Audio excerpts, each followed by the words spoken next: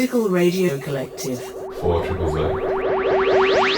Good afternoon, listeners. You are tuned into 4ZZZ 102.1 FM, and this is Eco Radio, Australia's longest-running peace and environment radio show, taking over your middle of the day in the middle of your week airwaves. I'm Andy, and my pronouns are he, him, and I want to start off by acknowledging and paying my respects to the custodians of the country on which we broadcast. We are located in the city of Mandagen on Turrbal, Yagara and Yurupal land. I also want to acknowledge and pay my respects to all Aboriginal and Torres Strait Islander people who are listening in today. Our radio waves reach Kabi Kabi and Jinnabara country in the north, Waka Waka country in the west, and in the east we pay our respects to the Quandamuka people, and down south we reach the Comerberry, the Ngarawal, Mununjali, the Wandjaribara, Yungaburra and Bunjalung countries. There is no Crown land. Thank you to No Idea, my second favourite Triple Z show. Of course, Eco Radio has to be my number one. Today on the show we'll be discussing Australia's emissions funds with ANU Professor Don Butler. We also have interviews undertaken by Linda Rose on Sunday during the Barrambin action. So today we're joined by Professor Don Butler from the Australian National University.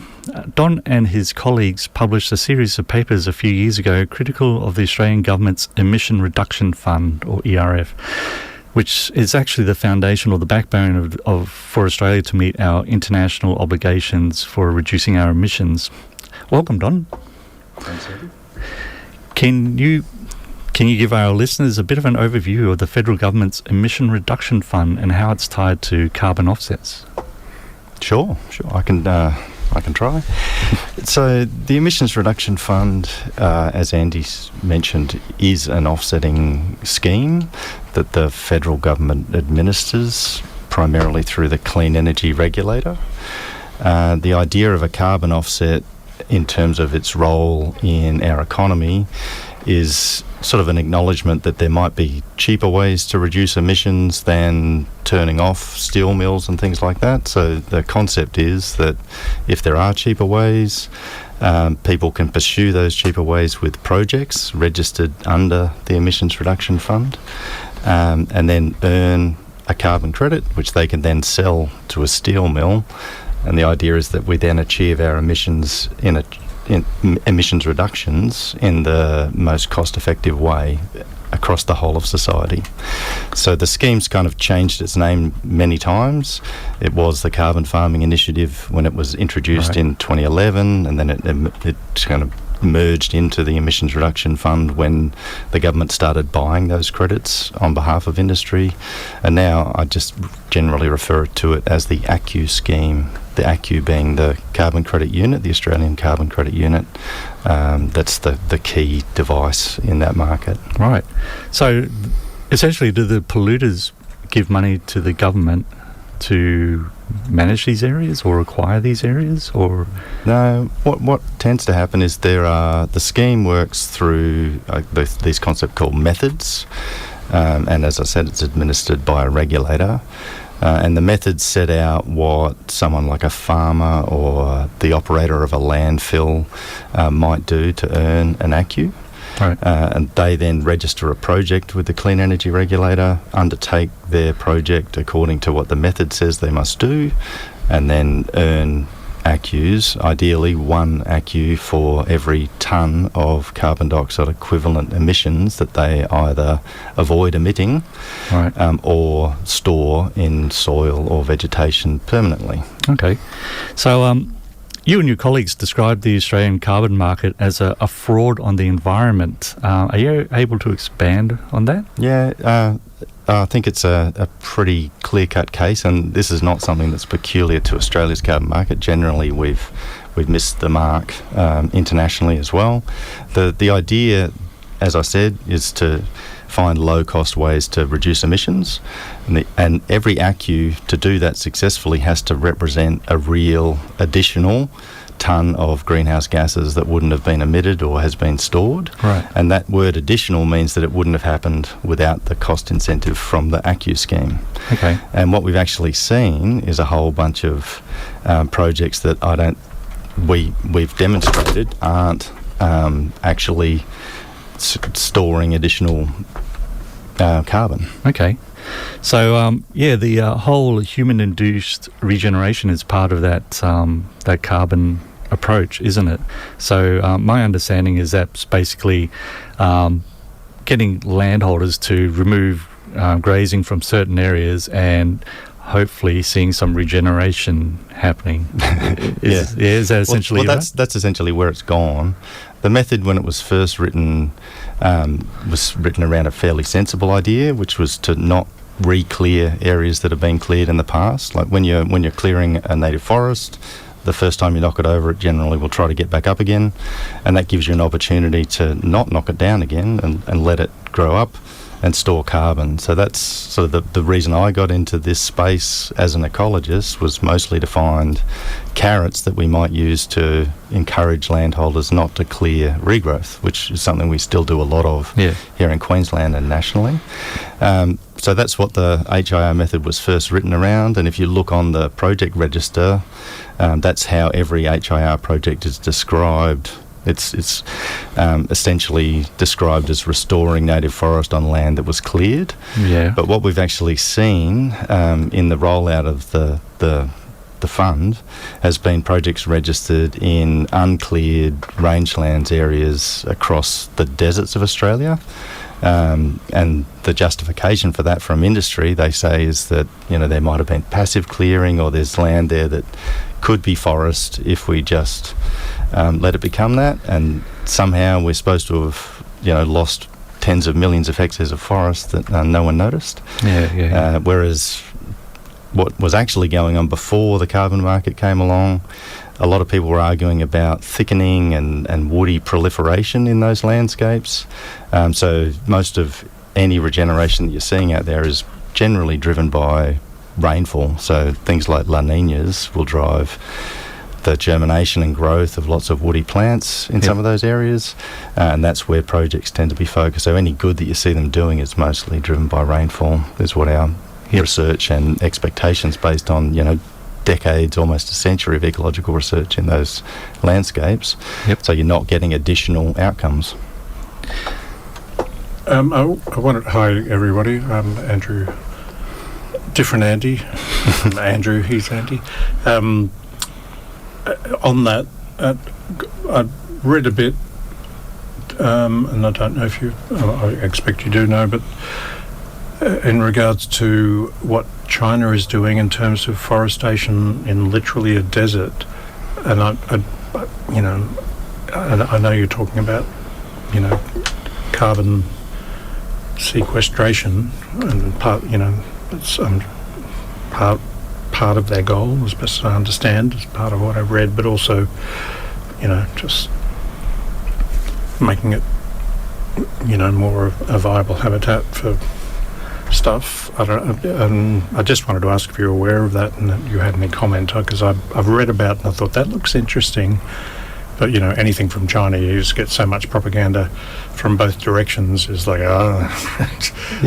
but they seem to be literally planting forests in the desert, which even from a sequestration point of view is significant.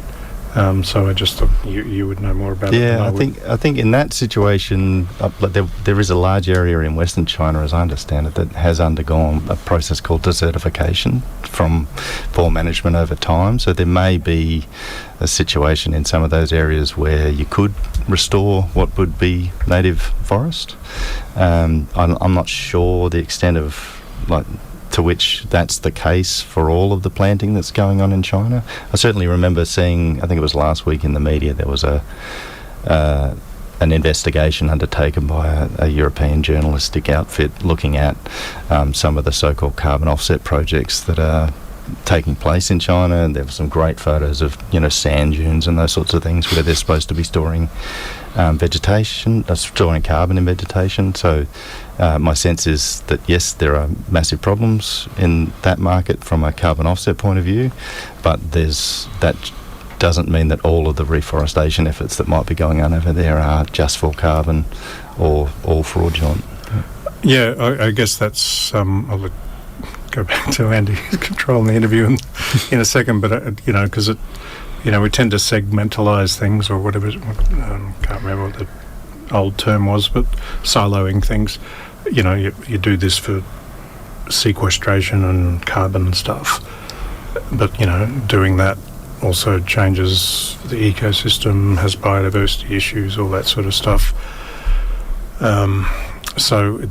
That's also a different dynamic about what's happening with biodiversity that fits in with, we can all plant a gazillion trees, well, theoretically, and then say, hey, we've sequestered all this carbon, but, we've also changed these ecosystems by planting a gazillion trees in places where trees weren't before.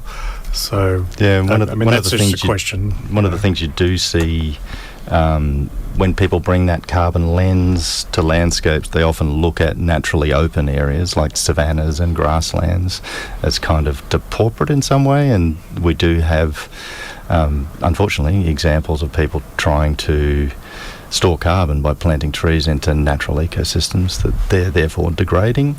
The other thing I'd say on that is that you can definitely get biodiversity benefits through carbon abatement projects.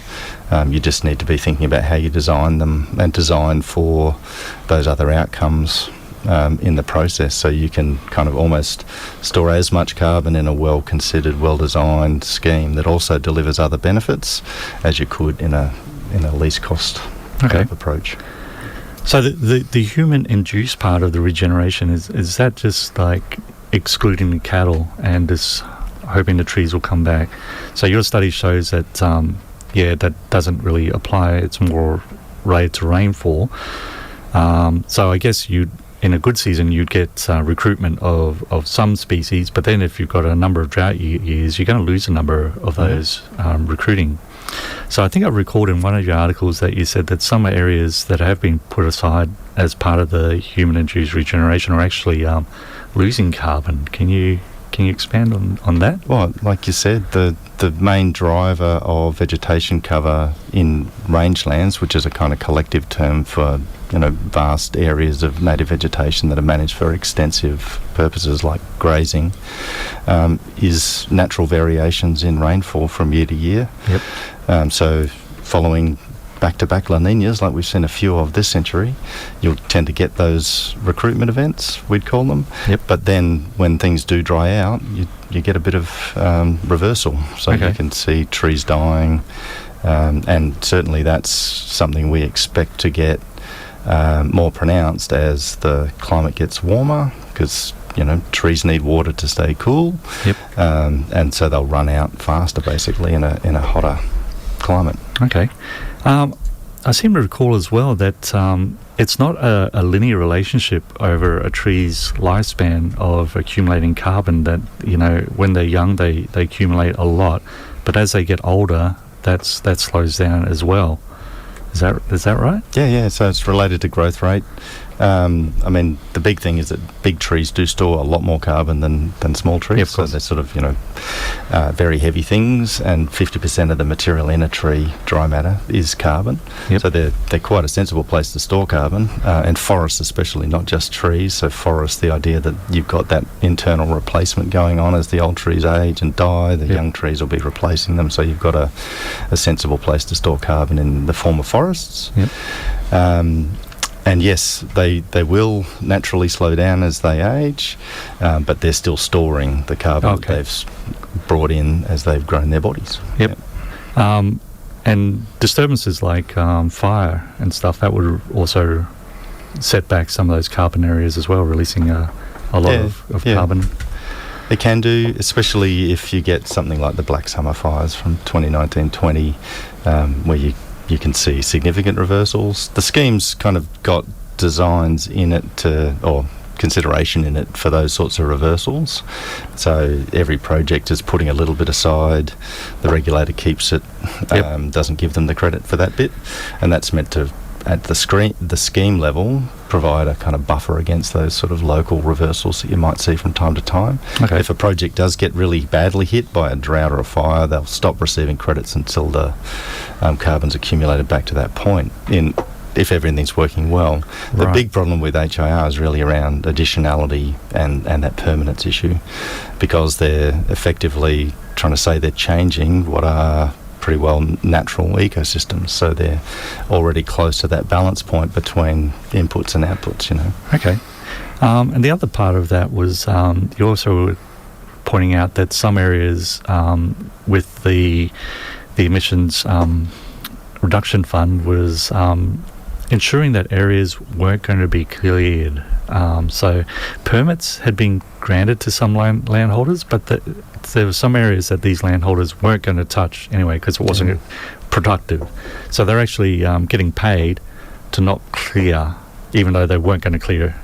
Yeah, it's always hard to know exactly what's going to happen. We call it the counterfactual, so what would have happened without this project. Right. And what you're referring to there is another method, which is now sunset, but it's called avoided deforestation. Oh, okay. It's common in central New South Wales, where there were a lot of permits issued at the start of this century and into the 2010s for something called invasive native scrub clearing. So invasive native scrub, like I said, before the carbon market, there was this kind of perceived problem with woody thickening. Yep.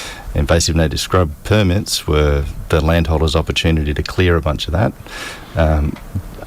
basically recognising that grazing had led to the densification of vegetation. Yep. The issue there was that they issued permits for millions and millions of hectares of clearing, and the actual clearing rate is in the tens of thousands of hectares each year. Right. So we've seen, there's a big gap there, and exactly which permit would have been acted on is really hard to know. If the entry is just having a permit, the first people that turn up are those that it's not going to sort of hurt their plans if they hand their permit in. Okay. So you get a problem economists call adverse selection, which is really common in these sorts of markets, where you basically, the seller knows much more about what they're actually planning to do than anybody else. Yep. So you can have people show up, say they won't do something that they were never actually planning to do, and get credit for it. Yeah, okay. So that thickening you mentioned as well, that is again related to grazing, isn't it? Because it was a lot of what's landholders class as woody weeds would come back, and they classed them as woody weeds because they weren't palatable to grazing animals. Well, yeah, even palatable plants like mulga, some of them also are listed as invasive native scrub species. Like, it's basically every native woody plant in Western New South Wales is listed on that list. My view, and this is informed by research, is that it's primarily rainfall rather than grazing that's driving that as well. Yeah, of course. But there can be a kind of interaction between grazing and fire, where graziers don't like to see their grass burnt, they like to see it eaten. Yep. So they exclude fire in the interest of grazing, and that can lead to woody thickening. Okay. So has anything changed since you published that critique on HIR? We've annoyed a lot of people. It's kind of one of the things that's changed, I think, is they put in a lot of effort to try to justify what's going on. Our focus currently is really on the next generation of methods, like human-induced regeneration will sunset.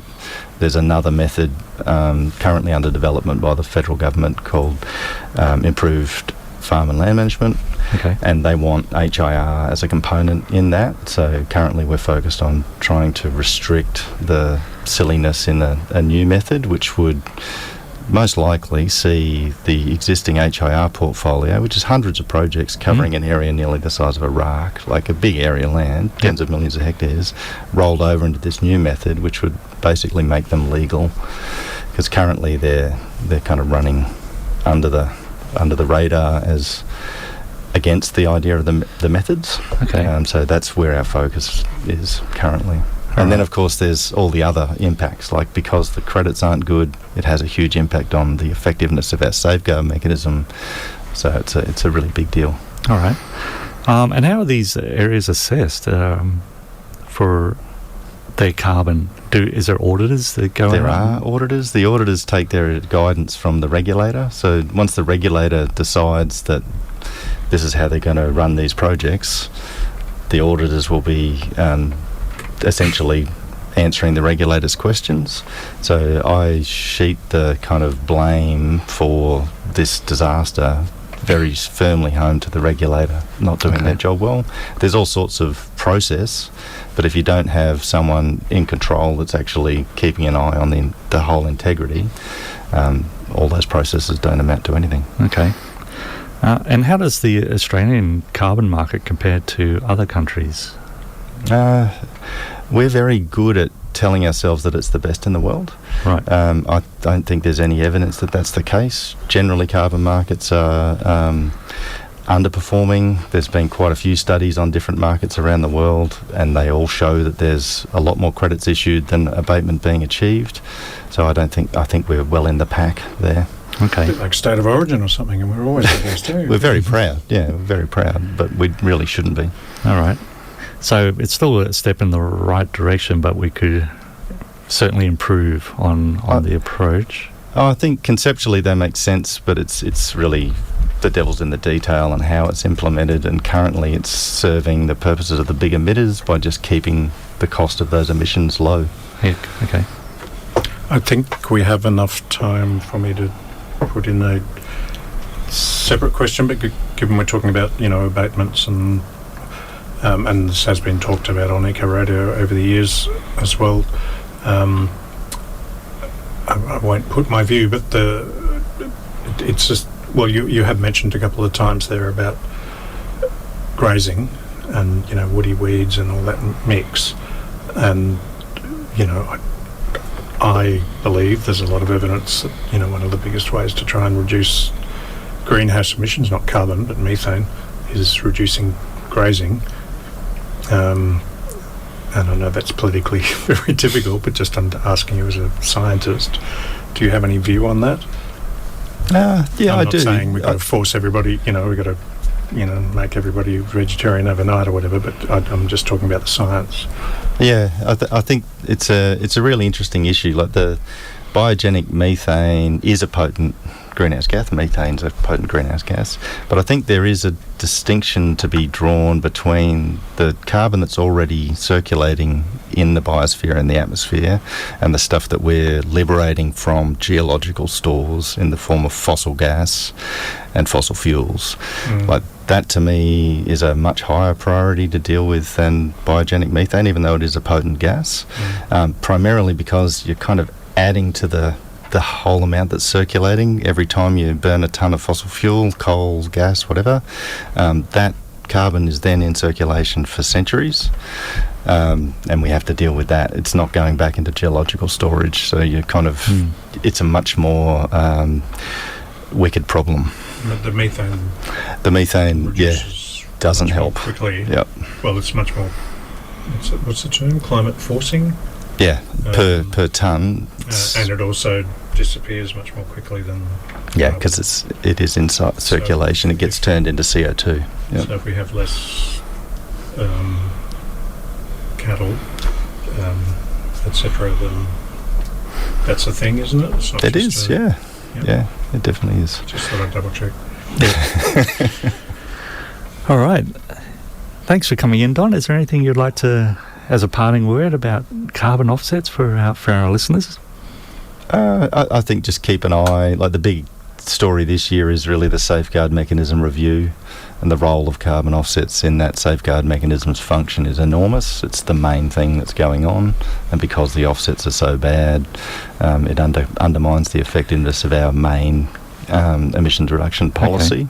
So if anyone's passionate about this stuff, I'd be writing to your politicians about that issue. The use of offsets in safeguard is problematic.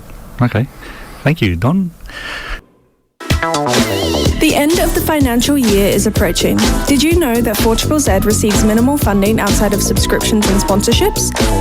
Make a donation to 4ZZZ this June and get a little extra back for yourself at tax time while helping keep 4ZZZ strong and independent.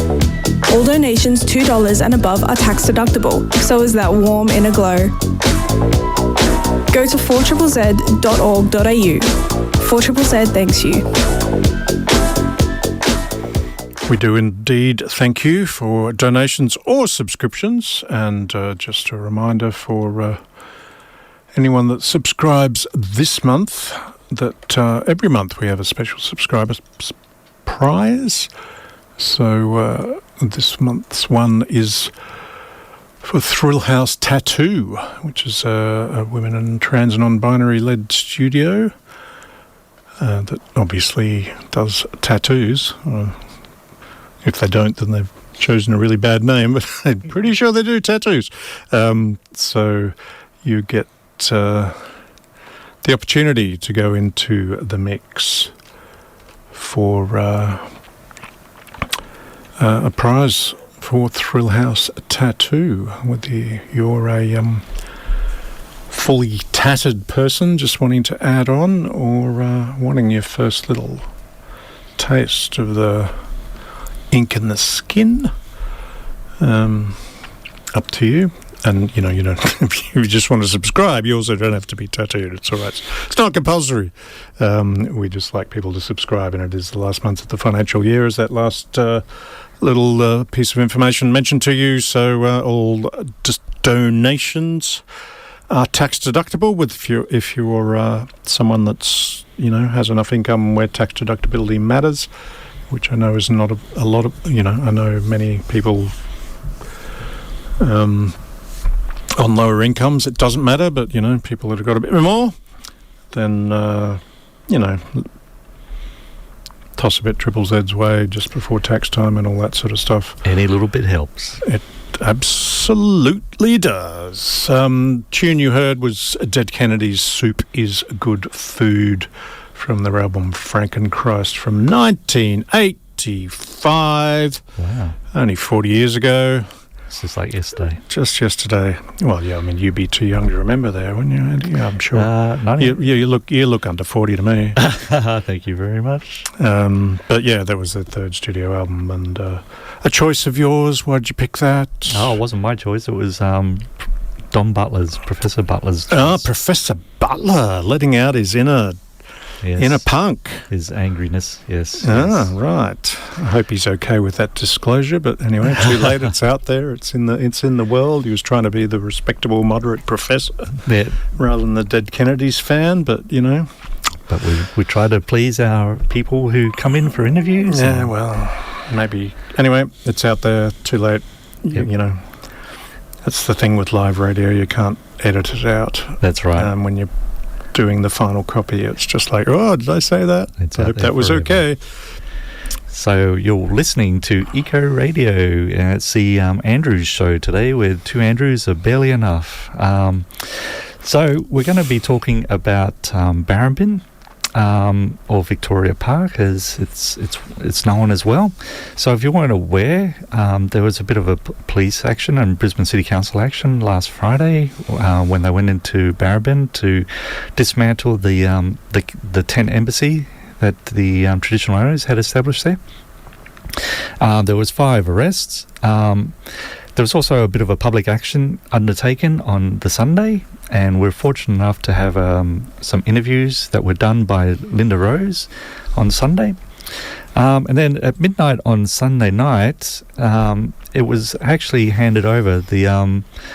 It went from public land to being the Olympics land. Now there's special legislation in place for these Olympics where they're basically exempt from having any heritage or any environmental factors investigated. So it sounds a bit of a free-for-all.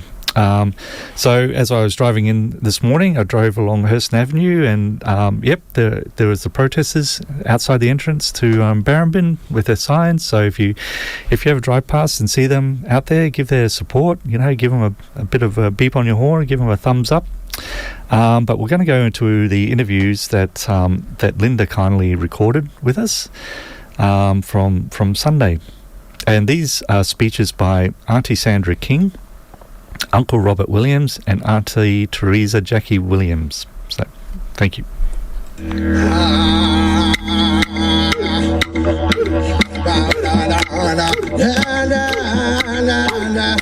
My first place of residence was over there. And as soon as I was born, I was brought here to Victoria Park. And it got demolished in 1960. I'm celebrating my 70th in a couple of months, and I wanted to have it here in Victoria Park, which would have celebrated it beautifully. But they have closed all bookings from the 1st of June, so I've got to find somewhere else to celebrate my 70th. But my connection to country goes back even further to my ancestors, where they did their Bora ring ceremonies, their corroborees, their birthing sites, their burial sites, their initiations, everything. The natural spring water here is vegetation, and it helps the trees to grow, especially in drought. When we had to turn off the waters, the spring water vegetated and took care of the flora and fauna as well. So we need the government to listen to us. They have not made an appointment or run me or Gudjikeri or Waimak or anybody to have a meeting with the traditional custodians of this land. And that is wrong. That is wrong. We are the traditional custodians, and they haven't called us up to meet with us. They are taking away our identity and cultural existence of Aboriginal people of this land, and that is shameful. They have turned away our truth-telling and treaty and healing. They cut the funding for Murray Watch. They're cancelling the Kuril Dargan, all the employees. Indigenous Education Unit is going in the city, so they're trying to compete with Pauline Hanson, who is the worst person. So that's what they're trying to keep up with. We need to tell them no. And they've got a gerrymander system, so those who are not from here, you need to have a look at the voting system, because they move the boundaries. I don't think any of you might have known that, but they moved the boundaries to hope to secure their votes. And so that is just wrong. That is going back to Joe Bajolki-Peterson, who we did not like, who was just against us. So they're doing the same system as him. So this is just all wrong. But I just want to say thank you for all coming here for this peaceful protest. This says a lot to me. At first I got a bit shocked by seeing I preferred Joe, but I was told that you're doing it because, yeah, Joe was better than this, but no, Joe was not better. I can say none of them, no Liberal parties are better for us. So we need your votes to support us. It's showing on these submissions, so please, if you know anybody, go and share the Save Victoria Park website, Facebook page, because we need more votes for the Minister Murray Watt to look at us. So that's all I want to say, and hopefully, thank you, this will be not destroyed at all. So thank you.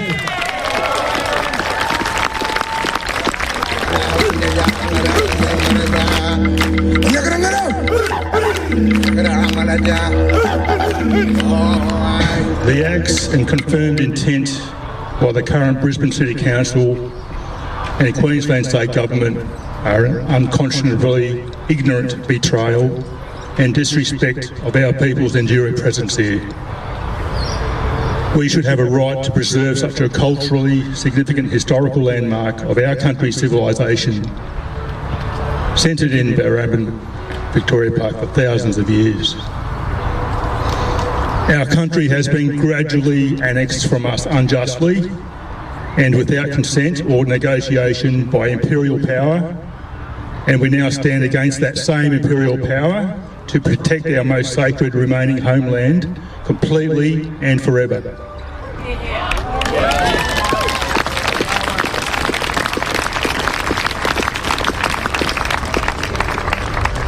Our cultural history needs protection at the national level from the state government, who have shown no regard or respect for our heritage. The Queensland Government should be held accountable for their actions beyond the state laws they have changed to accommodate their folly in all of its meanings. Thank you.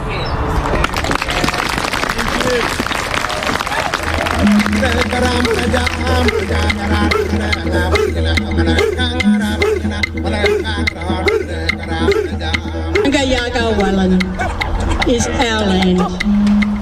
We are still here. This is our land, always was, always will be.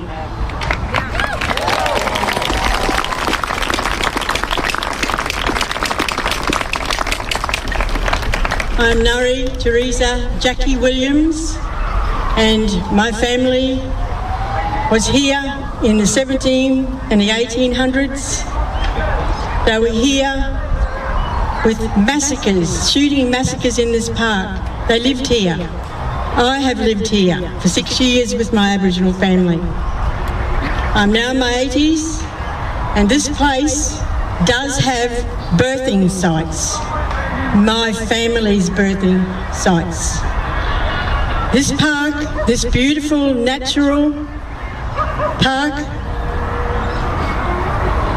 our motherland, has burial sites. My family's burial sites. This is a sacred place. It should be known as a sacred place. It is a sacred place.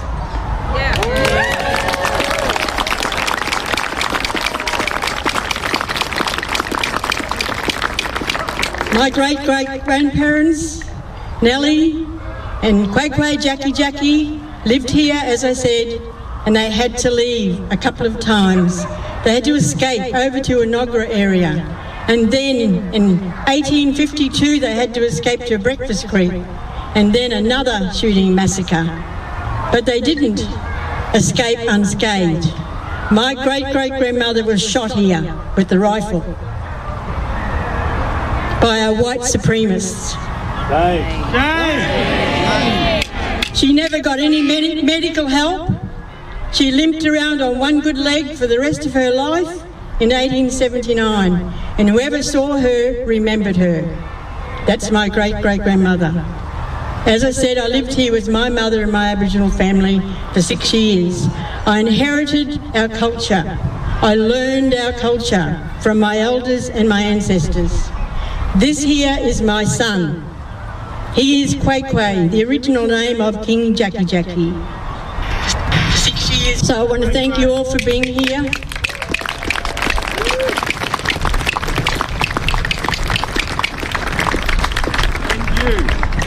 Thank you. The fight is not over.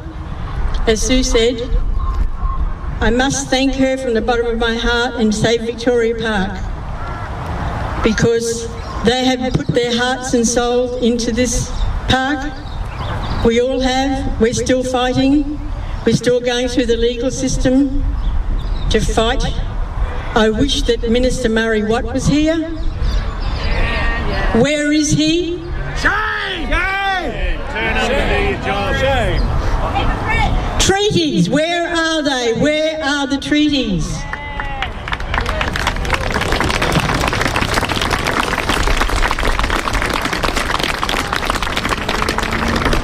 Wanya, Anga Yagawalan, Bigi Niyadua,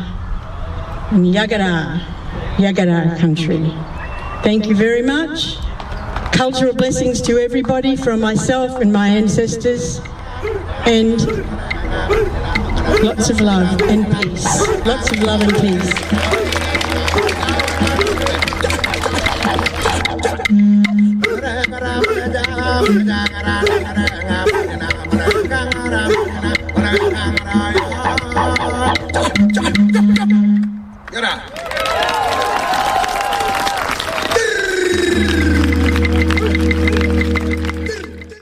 Listening to Eco Radio, it's 5 minutes away from 1 o'clock.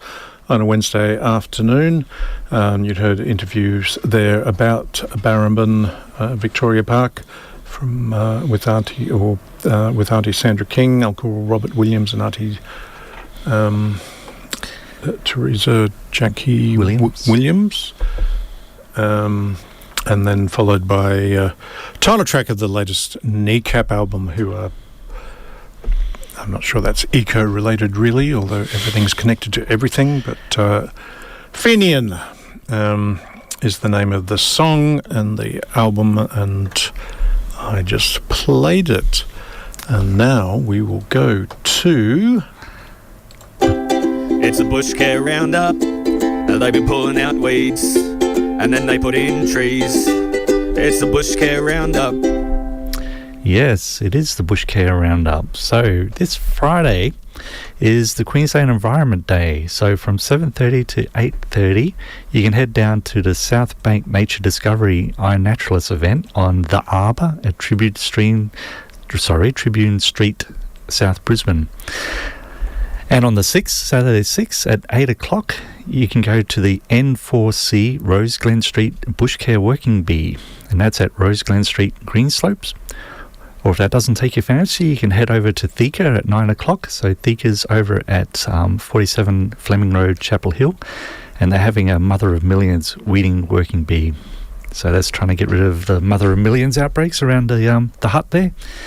At 10 o'clock, we've got, and it is censored, the Beep to Beep, or I could call it the Stream to the Ocean fun run event, and that starts at Reddacliff Place, CBD. That's just outside the old casino, I guess we call it now. Top of Queen Street Mall. Yep. The Victoria Bridge, for people that don't know Reddacliff Place, yeah. Yes, just near the Brisbane City Council building there, I think. Yeah, I'm sure they're fully supportive. Yep. On Sunday the 7th at 8 o'clock, there's a Tennis Avenue Bushcare Group working bee at Tennis Avenue at Ashgrove. At 8:30 to 11, Moggle Creek Catchment Group are having a working bee at the Rafting Ground Park, Kenmore. It's a fantastic little reserve if you haven't been there before.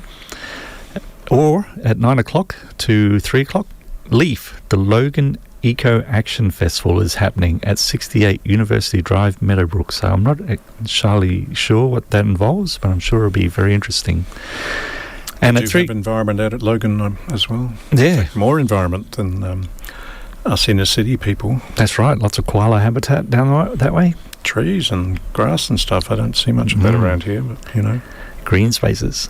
And at 3 o'clock at the Bayless Street Park, Bushcare and Beers working bee. So it sounds like a couple of my favourite things, Bushcare and Beers, and that's at Bayless Street, Holland Park West. So thank you for tuning in to Eco Radio today, and listening to Andrew and I and our guest Don, and thank you to Linda for supplying those interviews from the Barrambin Victoria Park Action Group. So again, that fight's not over. So you can go to Save Victoria Park and still support the battle about the stadium being installed there. So coming up, we've got the feedback loop with Soph and Imi, and they're just chomping at the bit to get into that. So thank you again for tuning in to Eco Radio.